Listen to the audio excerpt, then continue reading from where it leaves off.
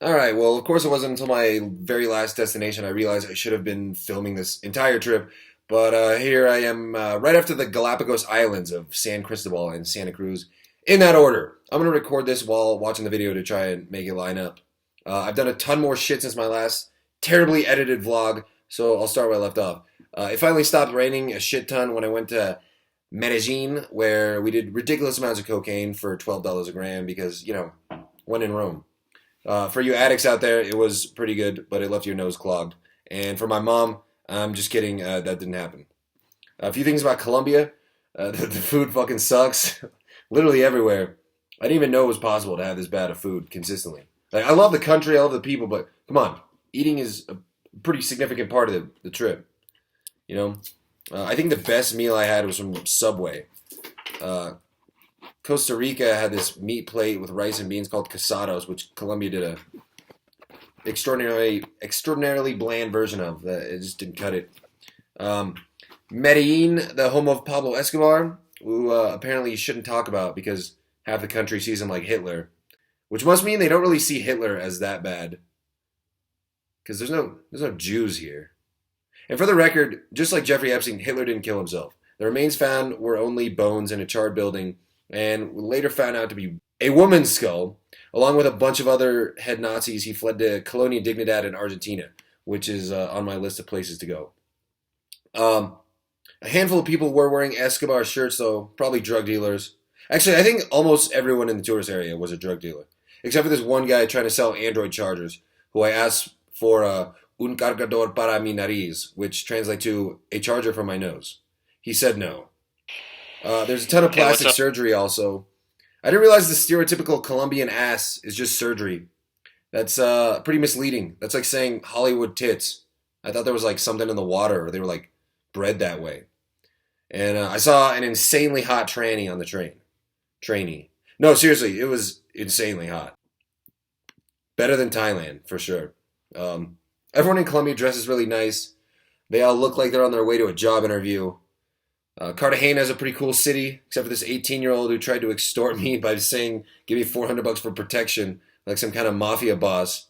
Obviously, I said no thanks and walked away, but he had someone follow me back to my hostel. But nothing ended up happening. Pussy. I was in Santa Marta eating the worst burger of my life when I got a flight to Peru. How do you fuck up a cheeseburger? Seriously, I didn't even finish half of it. My first meal in Lima, Peru was at a buffet, and every single fucking item was the most delicious thing I'd ever had. Fast forward a few days, I ended up in a place called Huacachina, which is this really small town around a partially natural lake in the middle of a sandy desert. It's by partially natural, I mean it used to be natural, and then humans were doing human stuff, so they had to inflate it artificially with more water. And it's just in the middle of fucking sand dunes. And we rode ATVs and went sandboarding. It was fucking cool. I'm trying to throw in a picture from Google. It's literally a fucking oasis. I went to this place called Tayrona Park, which is a national park by Santa Marta, Colombia. And it was about an hour or two hike through this jungle to get to the beach. So on the way hiking there, we decided we were probably going to take horses back. And I assumed that there was like a different trail for people on horses, because it was a pretty challenging hike. I mean, you're going through rocks and stuff. Nothing a horse could do. But I was fucking wrong, because on the way back, we rode those horses for like $5. And those horses were doing things that I did not know horses could do. They were climbing up boulders and going up these little narrow pathways. And then it got to the point where it was pitch black.